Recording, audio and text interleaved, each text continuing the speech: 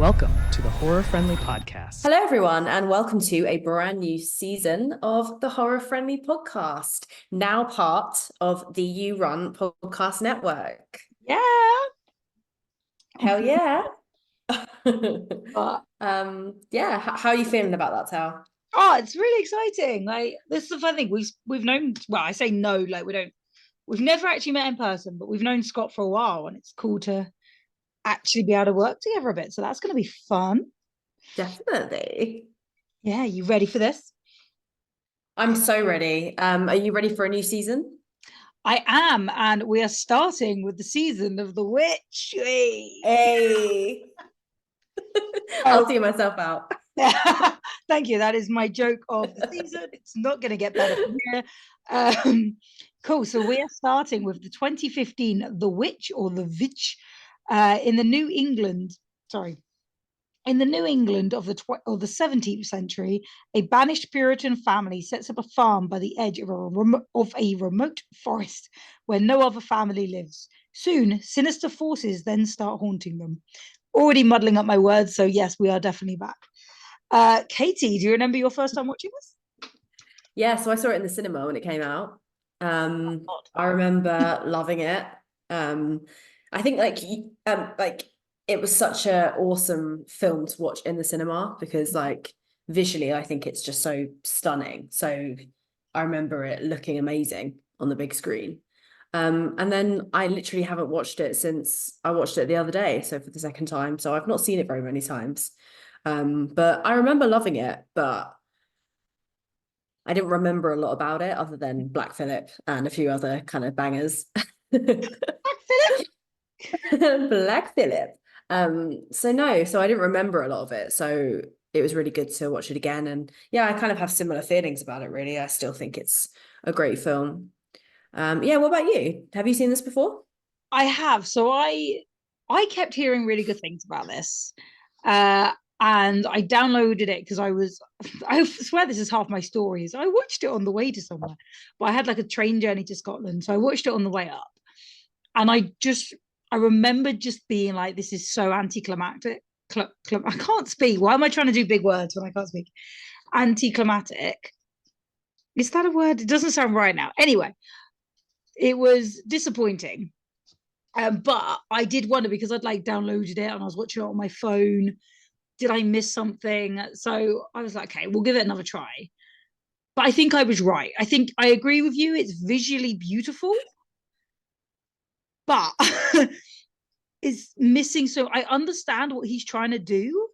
And I understand they're trying to use those pregnant pauses and build up that tension, but I just think it flops, and I just think there's so much in the missing in the film, and I think it starts so horrifically. It starts like really intense, and then just like nothing, and then I kept expecting this like big reveal and really scary moments, and it just didn't happen. And I have seen some, because I kept looking it up because it's got like 90% on Rotten Tomatoes and 7 out of 10 on IMDb. So I was like 4 out of 5 on Amazon. I was like, what am I missing? But a lot of people do comment that like it's visually beautiful, but it's not a horror film because it isn't typically scary. Like, but I would argue it is because it's folklore. But yeah, just for me, it's a bit of a letdown. Okay. We're off to a start. I feel like anyone who's only listened to the last episode and now this one is going to be like, does she like any horror film? Does she like anything? What is she doing? What is she doing? Yeah, no, that's fair. I mean, I would definitely disagree with people saying it's not a horror film because I think horror can be so gatekeepery where like, oh, if there's no jump scares in it or if it's not typically scary, then it's not a horror, which couldn't be further from the truth. Like there are so many films that me and you and Charlie have covered that like aren't those typical horror films, but I would still class them as horror. Yeah.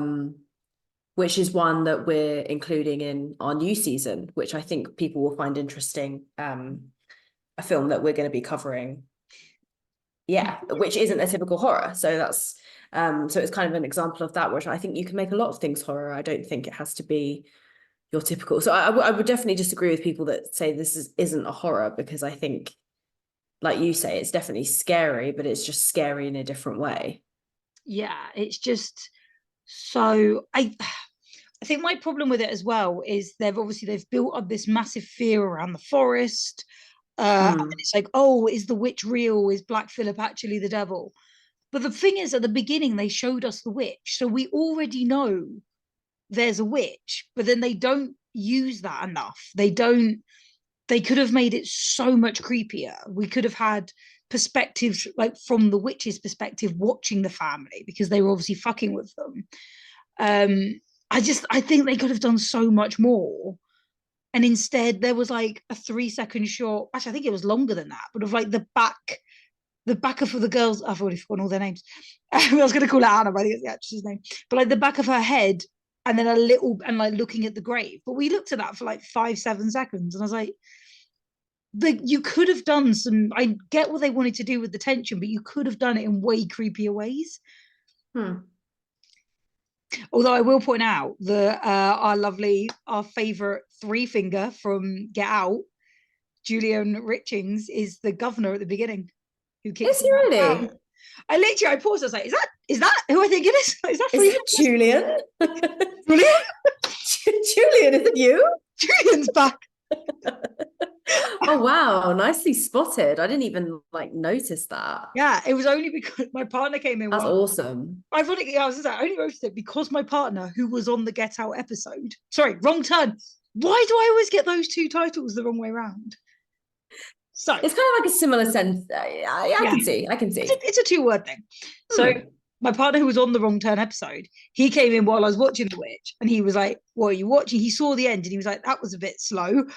And I was like, "But watch," and I made him watch the beginning to be like, "Look how intense it starts." And as we were watching, I was like, "That's Julian!" Like, only noticed it the second time around. So it was quite funny. But yeah, one day we're going to walk past him in the street and be like, "Julian!" Julian, I'm your biggest fan. Hey, Julian! You're in literally fucking everything, mate. But this is it. How do you do it? He does turn up in so much, but something like this, like, that was literally, they only had all those other extras for a 30-second scene. It's crazy. Yeah, that's very true, actually. Yeah, it's very isolated in the rest of the film. Yeah. How did you get on with the Old English? How did you get on with kind of understanding the film and things like that? I think the Old English wasn't the problem. I think the Old English affects some of their acting, and I know that sounds really bitchy as someone who's not an actor. But like, I'm gonna quickly pull up their names so I stop getting them wrong and just saying that kid. Harvey Scrimshaw, who played Caleb, there was the point where he was in the forest with his father, and I think they did really well. I think that was a really good, his acting was great. And then there was a scene a bit later where he was getting horse ready, and Thomason comes in and is like, "Let me come with thee," or but in much more Old English. And there his acting wasn't as good, and he was like, it was like he was struggling with the Old English and making it natural. So I think, although I think it's good they did it, I do think it affected the actors. Although the two little ones did really well, considering it was like, it's almost like talking nonsense when you talk Old English. Well, I think it's how you can see how lazy we got over time, that we just started dropping sentences. Yeah, it's crazy. I think I found with, you get their names up too, with William, the dad, Finchy from The Office, if anyone knows. He had such a deep voice, and I thought he was incredible in it, but sometimes I did struggle to understand what he was saying sometimes because of his deep voice. Sometimes that was a bit of a struggle, but generally I could like pick up what was going on. But again, I think with a horror film, like, you don't necessarily have to know exactly every single thing that's going on. I think that's kind of what makes it kind of more eerie and more creepy, is that you don't have to be completely aware of everything in a horror film. I think with this one, or do you like want to understand everything? No, I think with this one it was slightly hard because, again, I agree with so like it was hard to understand them, but like at one point I had the volume down because it was when the parents were in bed fighting and then started shouting at the children, "Are you asleep?" which would wake up the children. So they were terrible parents. We'll come back to that in a minute. But so that, and then they start whispering, and I had to whack the volume up. And I was like, there is no like consistency with the volume in this. It's up and down, which drove me a bit mad. And then there was really long periods of silence. So I was like, it's annoying because you have to physically watch, because at one point the mum is laying in Caleb's grave. And if you'd walked out the room or you were looking down, like obviously, like I've said before, I make notes while we watch films so I can stay attention. But like, I couldn't look down and make a note because I was like, if she could do anything, and by the time I've looked up, because they're not talking, anything could have fucking happened. So I think with this one, you did have to pay more attention, because it was a lot of what was unsaid was what was happening. But it was just... Oh yeah, you definitely had to pay attention, but you didn't necessarily have to know or understand what was going on throughout the film. Like even now there like are still questions and still what was real. Like you say at the beginning, there clearly was a witch. There was some sort of, because you saw a witch seducing Caleb, you saw the witch sacrifice baby Samuel at the beginning. Like you saw that there was someone doing this and that there was witchcraft involved. But then the other parts where the family going mad, was that to do with poisoning, like some sort of food poisoning, things like that, like the crops. So you're unclear about that throughout the film. So, but you don't necessarily have to find those answers out. It's just something that leaves you wondering at the end of it, like what bits were this and what bits were that. Yeah, and I think that's the thing, because it was based in New England, which is I was going to say it really confidently then, and then I doubted myself. New England is like Hampshire. Sorry, hang on. John will be listening, so I know we just spoke to New England House of Horrors. We spoke to Check the Candy. We spoke to John. He talked about New England. And I will say it, and I will have to somehow get to them. They asked us what the United Kingdom was, and I realised afterwards I said not Northern Ireland, and I'm pretty sure Northern Ireland is included. So don't ask me for geography. I don't know why I was so. I was also we were very drunk recording. We were very intoxicated, so don't worry about it, babe. We had a great time. New England is 6 states, so it's Connecticut, Maine, Massachusetts, New Hampshire, Rhode Island, and Vermont. So Massachusetts is where Salem is. So it is, and there were, so obviously Salem is really famous for the Salem witch trials, but there is somewhere else, and I always forget the name of it, and I should have written it down because I knew we were recording this, but there is another place as well where there was loads of witch trials and stuff. But there was, so it's, obviously I understand why they picked there, and I get, because I was really lucky when I got to go to Salem, and you hear all the history, and that was the thing. Witches didn't, and like witches didn't exist in the way that obviously history tells us that there was witches, we're going to burn them at the stake. They were just people, and it was just gossip, and it was just people pointing the finger of, oh, their washing's really clean, they're this, they're that, their crops are really good, they must be a witch. So I get what the film was trying to do in the, pointing the blame or placing the blame and all of that. And even the dad was kicked out, I think, because he like interpreted the Bible differently. So they were like, you must leave now. So I get they were trying to do that, of like driving everyone insane. And that is what happened. But it's also, I don't know, it's hard when it was just within one family and there's only 5 people and you're like, well, there was 6 because obviously, we had I'm really bad at math, 7 because we had the little baby at the beginning. So it's just crazy that it's like this whole family were turning on each other when it's all they have, but then isolation would also make you crazy. But yeah, and it was 19 witches that died in Salem. I was trying to get the number and I was like, because my brain, I was going 11, but it was 19. Because again, people were gossiping and pointing fingers, and it's like terrifying how quickly it all happened. It's like you could sleep with the local husband or something, and then the wife would just accuse that mistress of being a witch. And that's how easy it would be to burn a woman at stake. Or often they would have mental health issues, or they would be herbalists and things like that, and people didn't trust that if it wasn't in the eyes of God, or if it wasn't by the Bible, or in a puritanism. I'm trying to think of the word. Because I think they were a Puritist family, so I think you are Yeah. Puritanism. Yeah. So if they weren't signed to that camp, then it was so easy to target. It's such a I was looking into it a little bit because it's always fascinated me, and I'm sure it was like for you so interesting to go to Salem and like see it all, but just depressing as well, just fucking depressing. Yeah, like but it's that was insane. it. Like, Yeah, sorry. sorry, Finish you your go. thought. We're just like, I like looked at a few bits, and it was like majority of people accused and convinced of witchcraft were women, obviously, Yeah. but about 78%, and I thought that would have been a lot higher. Yeah. Yeah, so I can't remember the exact split, but that was the thing. Of the 19, a couple of them, I want to say 5, but again, I'm trying to quickly Google so I get the correct number. Oh no, it's come up with a different number as well. So it's like it's really annoying because everything you look at, it's got a badge somewhere actually. I really love it, where it's got all the names of everyone who died Oh because wow. they were accused of witchcraft. And they also they couldn't be buried in a cemetery because they were accused of witchcraft. So they were buried just outside. But now what they've done is put like memorial stones there, and you can go around and see them all. If I could, if I get my picture up, I'll be able to count them. But people leave flowers and coins and gifts for those for the victims, Wow. people who were accused of it. But there were some men who were accused, and I think that was one of the things when I went to the museum on it, because a lot of the women were hung, and one of the guys was crushed to death.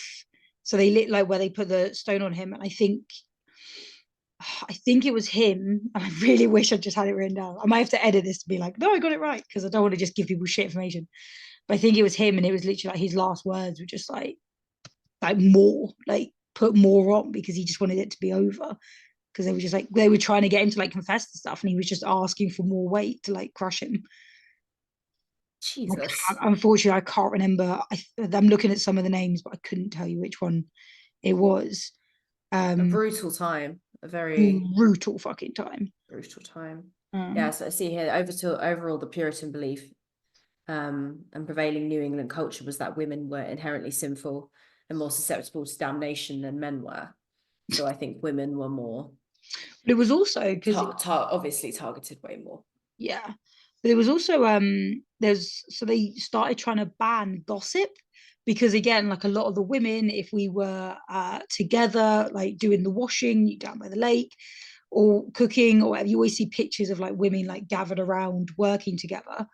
But because they would tell stories while they were doing these activities, so similar to us nowadays, we put music on. They didn't have that back then. So again, part of my problem with this film, I think, was it's silent at points, which I found really hard to just have nothing. But I also know back in those days, it's not like you just whack a CD in, like, whack Spotify, whack on Nickelback, stick on your favorite horror friendly podcast episode. Like, do you know what I mean? It didn't happen. So no. I get why they did it, and it was very reflective of the time, but for me it was hard. And again, that is, that's a me problem, not their problem. But that was so yeah, no, a lot of like women, so they tried to ban gossip, which is why as well, like even nowadays, gossiping is associated with women. It's associated as a very negative thing, despite the fact that if you get a group of men together, oh no, they're having a business meeting, they're making very important decisions. Whereas when women did it, it was gossiping. Wow. And that's why that connotation is still really bad. And it's like, fuck you, some of the biggest gossipers I've ever met have been men. Same. They love it. And that's hilarious. Oh, I mean, it's not hilarious, but it's just not surprising, but that's really interesting. I wouldn't have even put those two things together. No. That's really interesting. So where were we up to? Where were we? I think we were talking about, the consistent, like how much of the witchcraft you liked compared to how much of how much of it was the family going insane compared to how much. Cool. You make a good point. Like, I see what you're saying 100%. I liked the tone of the film, and I liked the back and forth and the wondering kind of what parts were this and what parts were that, but I can see why from another person's perspective it could be frustrating. Yeah. See, I'm so fair. Like, I was so kind to you on the thing. I think this is the problem is we can both understand the other one's point of view. Totally. That's what it's all about. It's just that I disagree with your point of view and you disagree with mine.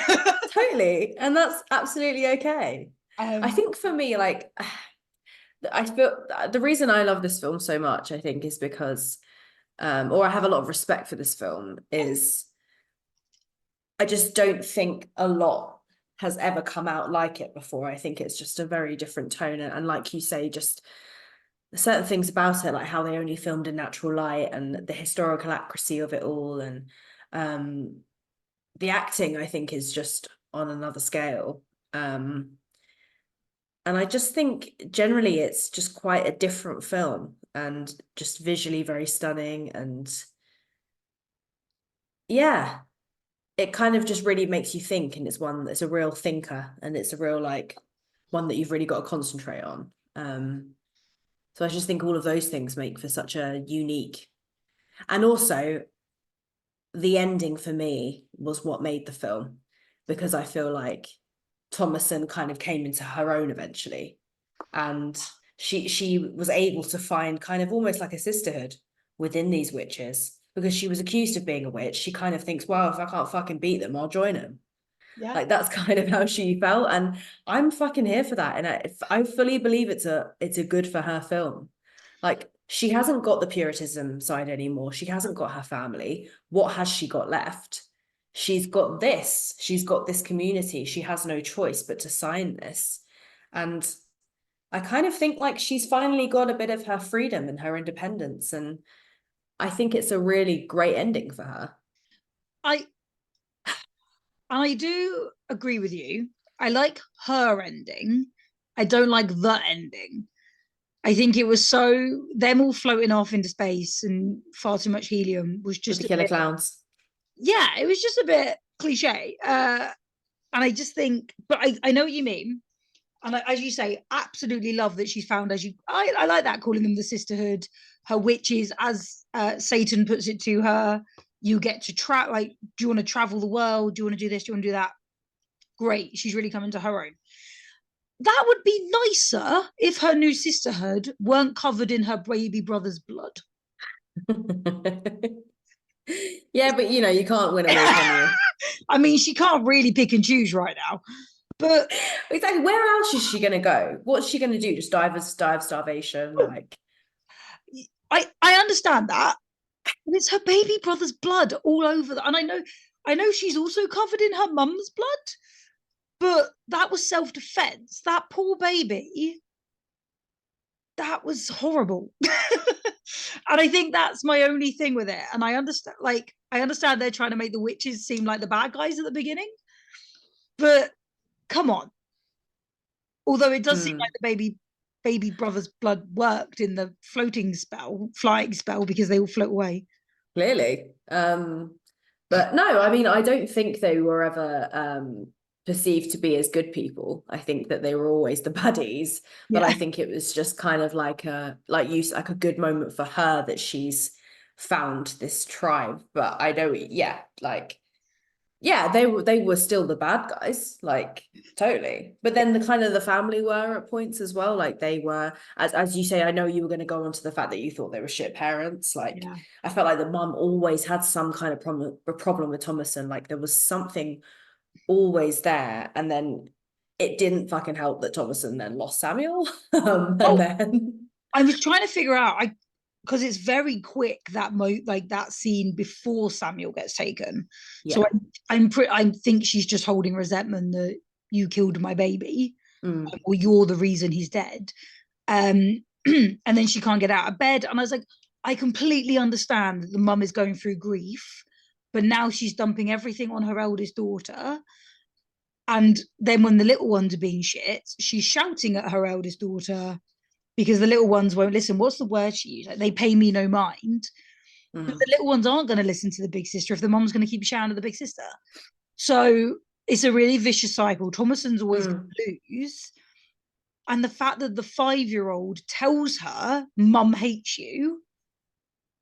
Like, do you know what I mean? Yeah. It makes the twins the bad guys, but they're just 5. Like, they haven't learned not to be. And Black Phillip, they were though. what I want. So like between a goat telling her she can do whatever she wants, her mum letting her run wild because the older sister's the one that gets in trouble. Like this kid was gonna shit, and Thomason didn't stand a chance. And I was like, no, she really is doomed. I think as well what was really interesting was when those little fucking shits, when Caleb was about to die and Jonas and Mercy were then pretending to have this episode on the floor. And that frustrated me so much because these fucking little kids. Yeah. But my point to that was that at that time, that's what was quite a scary scene for me, because it was probably very accurate to how it was in the day, where one person would pretend something, or two or multiple people would accuse someone of something, and then suddenly everyone believes them. So even the parents were kind of like, oh, but I mean, eventually in the end, the parents kind of locked all of them away. But at one point, like they were, you know, the dad told Thomason to get on her knees and say, like, you know, do you, I can't remember exactly what he said, but like, do you love Jesus? Basically, are you, you know, a Puritan and things. And it made those little kids' actions made the whole family like question her. And that's probably what happened in those times, was that one little fucking thing would just spread, and then an innocent woman would be dead. And that was it. And it was like, or it was the other way again, like to say the little kids were, oh, we're having this fit, but she's the one doing it. And again, there was a lot of that where it was like I think it was 4 girls started having like fits and then blamed 3 women saying they've cursed us. And that was one of the examples actually. And the worst thing was as well, back then in court, the only thing that stood up was a he said, she said. They said, like it was there was no evidence, like, and any witness, like, do you know what I mean? There was no way to prove they were lying. So it was literally pointing the finger and being like, they're a witch. It was like a 4-year-old was accused of witchcraft. Like, what the fuck have you done at 4 years old? But again, if you look at these kids, actually it's a game to them. Yeah. Until they're suddenly locked up and then they're like, this isn't as fun anymore. They're crying. Why am I in the goat pen? Like, yeah. That's so true. I often think, I wonder if like back in those days, if they just didn't have enough evidence, but they thought, oh well, she could be a witch, so let's just fucking kill her because we're just, I think like, it was, the answer to a problem. They didn't value human life as much, and I think especially a woman's, and I think as well, just in case, because if they were a witch and, you know, they killed all the plants and they killed the animals and everyone else starved to death, they couldn't risk it. So I think that's the really horrible thing, is a lot of the time it was probably just in case. Or again, it probably depends who was doing the accusing, because if you've got slightly more power and you're accusing someone, we've seen it nowadays. People with more power or perceived better in society pointing the finger at someone deemed lower than them, but everyone takes their word, and it's fucking horrible. It's very true. Ugh. But yes, so I did actually make a note. Did people back then just hate their own kids? And did they use the Bible / witchcraft as an excuse to kill them? Because again, the dad's just locking them up and he's like, you don't believe in Jesus, rah, rah. And they seem to idolize the 2 sons who had died, to be like, and hence the mum's hallucinating them, but they've come back to her. But other than that, the living kids were just a nuisance because they had to feed them and they didn't have anything to feed them with. So they were just a hindrance. They weren't behaving. So they were more than happy to just, he quotes the Bible. Is it No, not Abel. Abraham.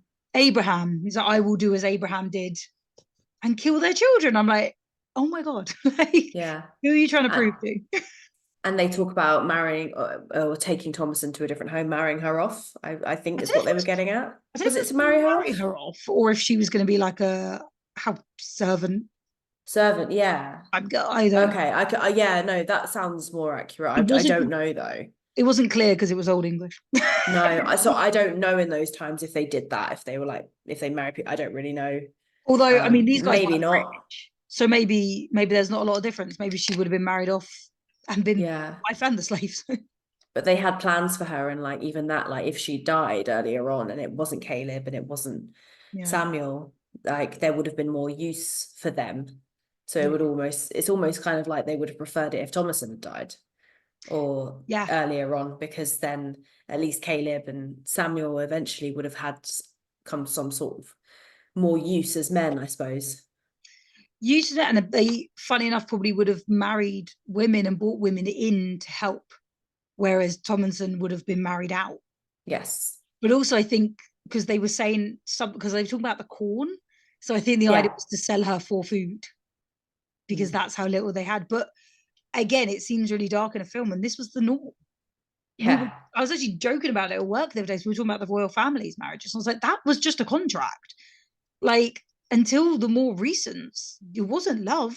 Like, it was just, you married your cousins or whatever you fucking married, like your third cousins or whatever you did, like or it was, again, they'd ship someone over from France. Like, again, I'm talking like the, you know, higher ups with money, where it's like, oh, we're going to ship this person over because if you two get married, our countries will be better. And back then you married whoever was in the village.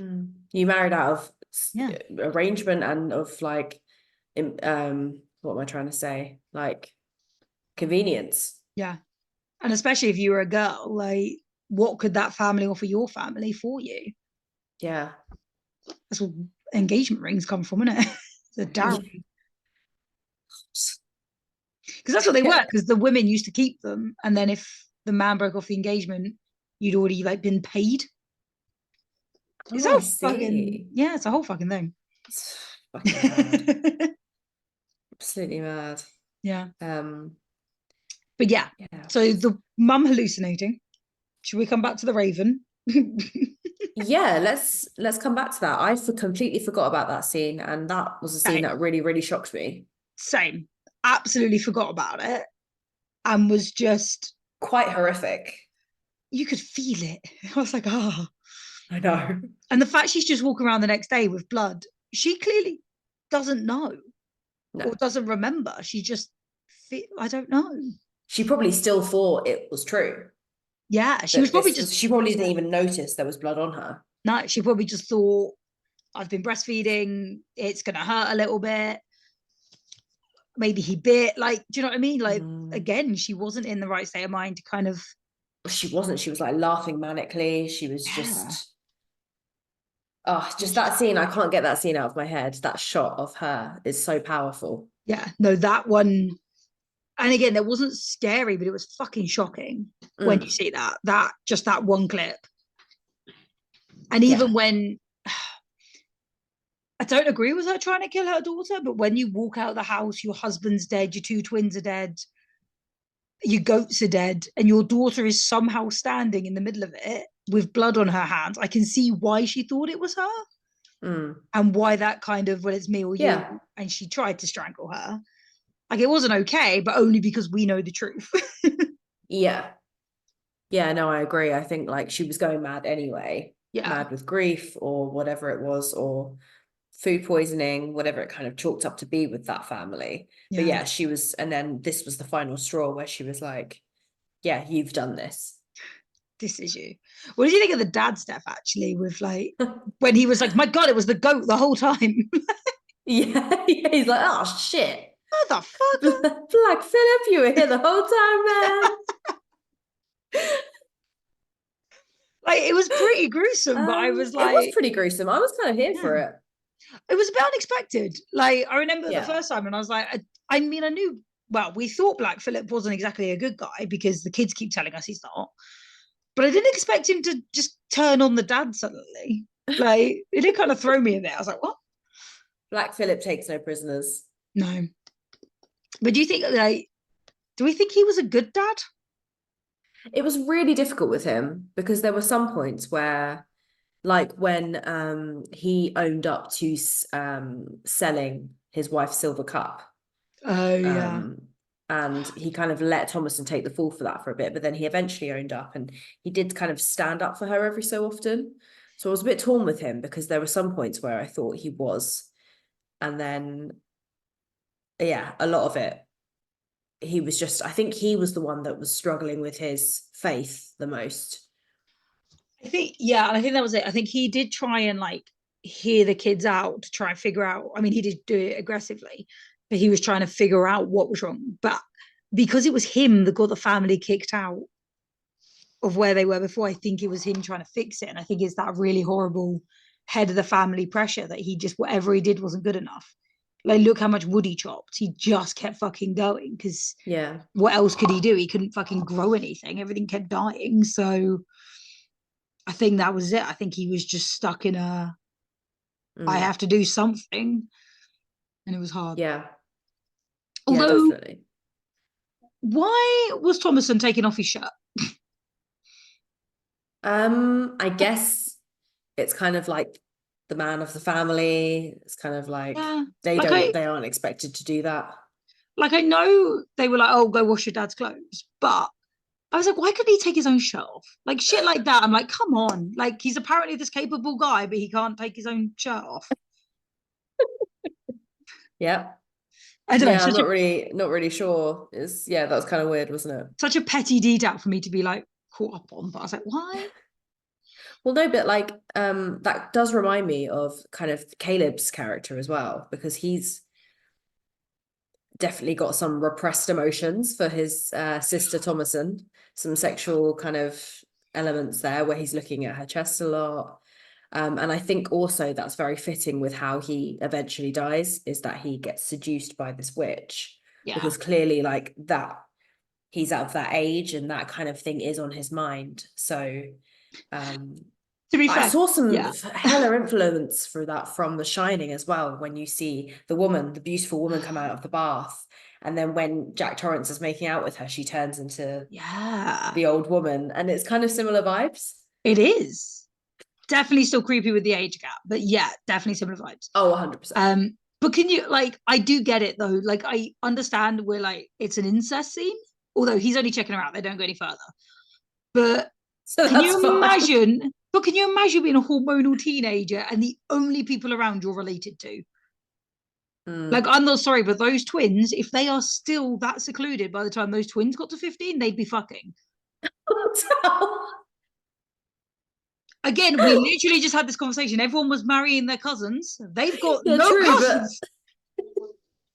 How did Adam and Eve get started? Like, who did their children fuck?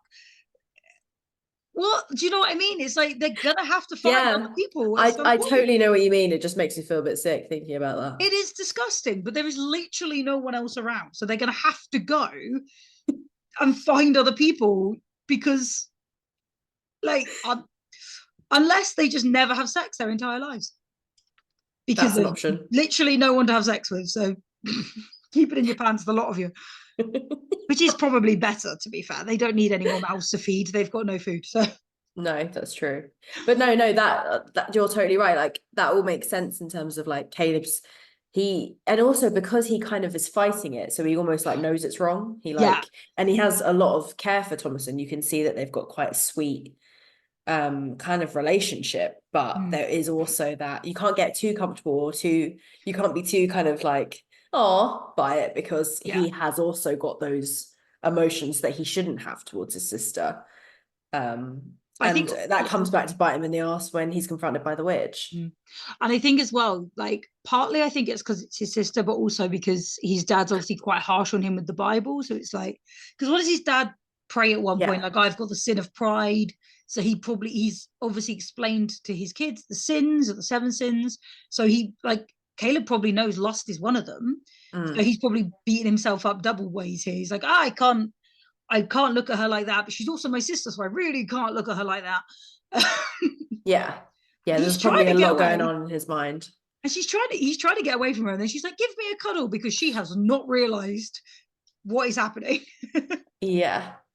So it's like, just let your brother go. Like, he's trying to be good. I'm not defending the incest scene, but I get it. I understand it. I don't think it was necessary, but I also get it. I mean, I kind of do. I think it kind of adds on to everything. It kind of adds on to all these repressed emotions that all of them were feeling, and like this kind of like abandonment and just completely just being on your own, and the feelings that, I don't know, I think it kind of showed a human side of all of them. I will say, actually, he was the one that he also coughed up the apple. As you said, it's the temptation fruit. It's the forbidden fruit. Ah, God, this film can go. Okay, there is an extra layer to this film I hadn't realised. Have you only just processed that I said about the forbidden fruit? No, I know, but I hadn't put it into that terms. Yeah. With Caleb thing. and his past. I was definitely watching this film with more of a folklore witch trial history in mind rather than the Bible. And that's only kind of just registered actually how many aspects from the Bible were there as well. Yeah. Well, when Caleb dies, he ends up professing his love for God and then just like dies peacefully. Well, yeah, but that kind of says a lot, because he's like trying at the end to kind of be like to redeem himself in some way. But he said, like, when Samuel died and then his mum and dad refused to even say his name, and he was like, if I die today, will I go to heaven? Like, you know, Samuel wasn't baptized. Would you not talk about me in a week? And I think that was really like that scene I think is really good, and that was where I was like, it was really good acting, because you've got this kid trying to figure out faith, trying to figure out life and death, and he's young to be figuring it out. But he's asking some big questions, and I don't think the dad can handle it. No, because he actually probably doesn't know. Well, you're right. And even at the end, when they come out of the forest, the dad's like, don't speak of this to anyone. Like, it wasn't something to be kind of openly spoken about. It was a forest conversation between those two and the fucking 20 other witches that were there. Hey, what happens in the forest stays in the forest. It fucking does. I know we already mentioned it, but I'm gonna jump back to it quickly, actually, because I did make a note. The mum's death, I did actually put, is actually quite sad, like the way it was acted by both of them, and that whole struggle. Sorry, it was just while we were talking about good acting. That bit was actually, you could see they didn't want to do it, but they both felt like if they didn't, they'd be dead. And it was, I did think that was quite good. Yeah, I think especially Thomason, because she almost kind of like holds her for a few seconds before she pushes her off. Yeah, that was rough. So, fucking hell, no wonder she turned into a witch. I would too. Yeah, to be fair. I did write down, I forgot actually, because they obviously did the blood laying on Caleb's face. Caleb. And then I also put, after that, the blood of a goat, and then I was like, that's quite a good metal name. That is a sick metal name. Right? Oh, that's pretty good. But yeah, other than that, I didn't have a lot more notes on it. What about you? No, just kind of I guess more of the kind of witchcraft vibe and the trials and things. Like, I mean, I don't know how much any sort of photos or like context you got when you were there, Tal, but like if you do have anything, it would be awesome to like, if you could put any of it up like on socials or anything like that. If you do have anything in relation to that, I think that would be like super interesting. Yeah, no, I've definitely got some photos of, as I said earlier, about their gravestones, like the stones they added, because that was just, you can kind of, everyone's really respectful in that area, which was really nice. Or they were when I was there, but I fucking hope they are. And it was just that, because it's like these poor people who, lost their lives because of fucking gossip, essentially, and finger pointing and blaming. The problem was as well, I think there was some people that pointed fingers years later confessed that it wasn't real, by which point it was too late, and they, could blame it on them being young and everything. But it was, and I know it was a different time, but it was just horrible to think that it happened that easily. And it was 14 women and 5 men. So I've found the numbers. One, and there was another man. So sometimes you'll see 19 and 20, sometimes you'll see 20, because it was one other man died under torture after refusing to enter a plea. So he was also accused of witchcraft. Although he wasn't hung or crushed to death because of the witchcraft, he did die during the torture of it. So he's still also included. But yeah, so it was like the deadliest. The reason Salem is so famous for its witch trials is because it was like the deadliest witch hunt in colonial North America. So, which is pretty terrifying. And it's the most notorious case of mass hysteria. But it wasn't unique, as in, so there was a much broader, sorry, I'm literally reading this off wiki, because if I try and put it in my own words, I'm tripping over myself, so I'm just going to stick with what Wiki said. So it was not unique, but a colonial manifestation of the much broader phenomenon of witch trials in the early modern period, which took the lives of tens of thousands, mainly in Protestant Europe and the Americas. Because this is the thing, again, like we had loads of witch trials over in Europe, but for some reason, I was going to say you don't hear about it as much. I think we do, but again, I think it's kind of just, I think we had so many that were like in Salem, they knew everyone by name. They could still tell you all the names. Whereas I don't think they could even tell you half the names over here, like, or 20 names, because there was a lot of killing, in Europe for it, and in different states in America. So yeah, because when I was there, I did actually see the witch house, but it's actually no one who was accused of witchcraft lived there. I believe it's where the judge lived, who did the trial. So it's still a bit of a spooky house. I didn't get to go in, unfortunately, because obviously I booked it all quite last minute. So we will have to go back and we'll have to do it properly. But yeah, so it says like the trials were started after people had been accused of witchcraft, primarily by teenage girls such as Elizabeth Hubbard, 17, as well as some who were younger. Dorothy Good was 4 or 5 years old when she was accused of witchcraft. And I think I read somewhere she had to spend 8 months in prison. I don't know if she survived or died, because obviously she would have been young and the conditions were terrible. But it's just fucking insane. Like, how is a 4 or 5-year-old accused? Like, what are you doing at that age? But again, was it a game to her? Did she just think it was magical and fun? I don't know. Don't know. It's crazy. Fucking crazy. And it's really easy for us to say that now, to be like, oh, this is mental, but like, I can see why it happened, because I mean, we heard rumors in school and they spread so quickly. So I can see why and how it happened, but I'm also like, why was the option to just straight up kill everyone? Yeah. Well, I've seen here that some women even confessed in order to spare their own lives. Yeah. So like if they admitted it, I mean, I don't know how that would have spared their life. I mean, can you go into witch rehab? I don't know. I think it was because they'd be like, oh, well, I used witchcraft, but only because so and so showed it to me.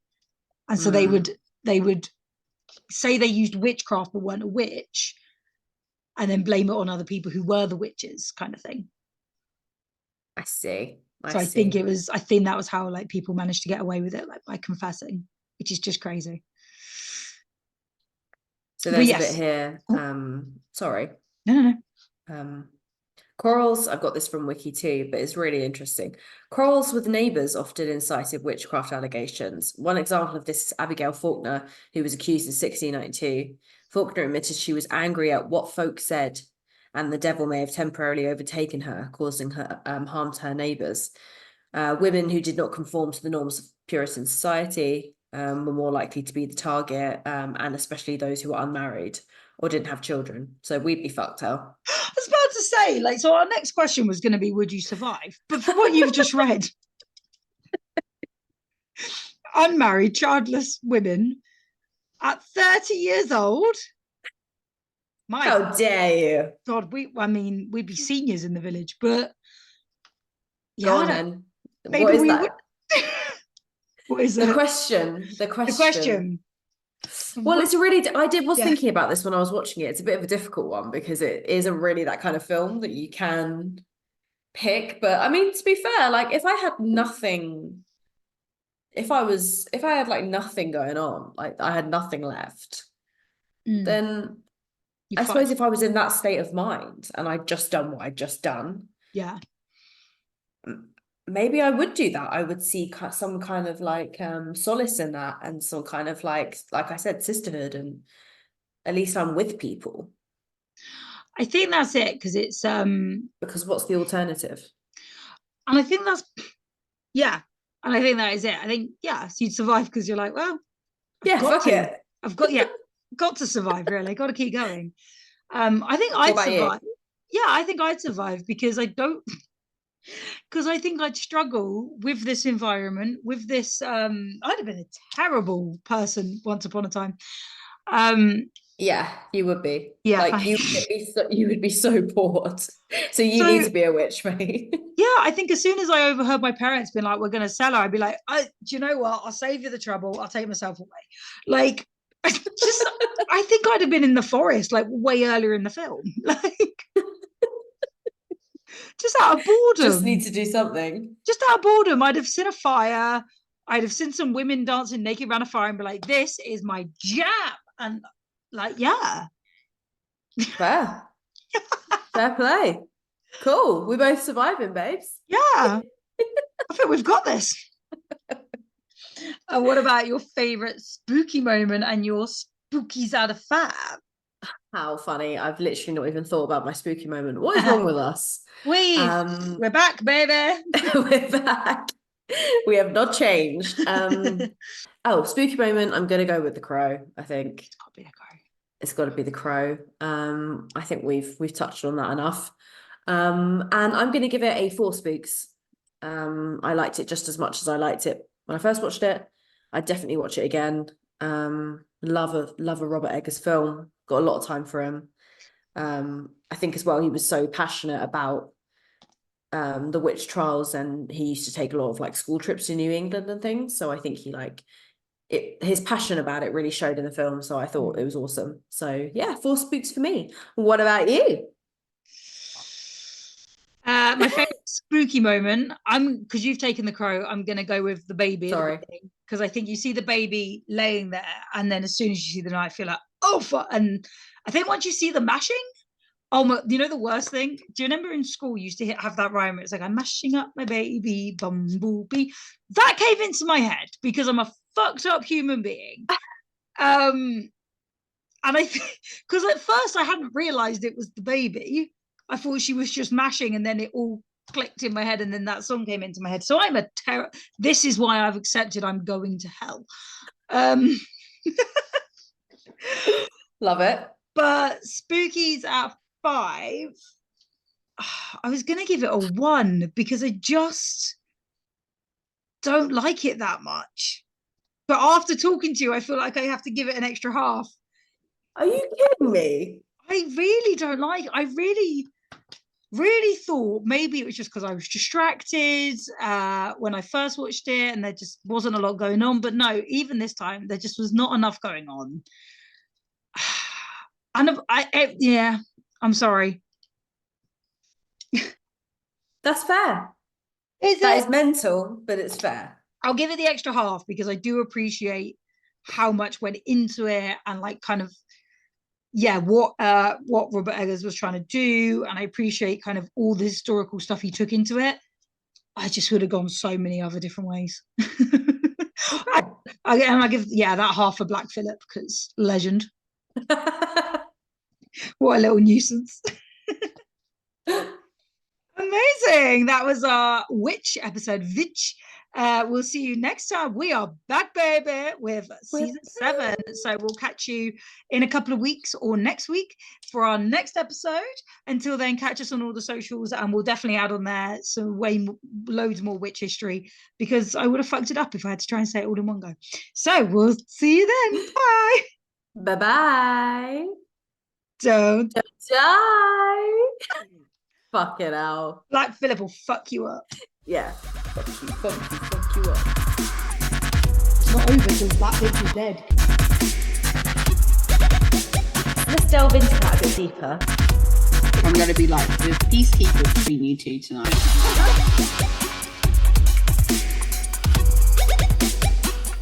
Fuck with the original. Yeah, don't fuck with the original.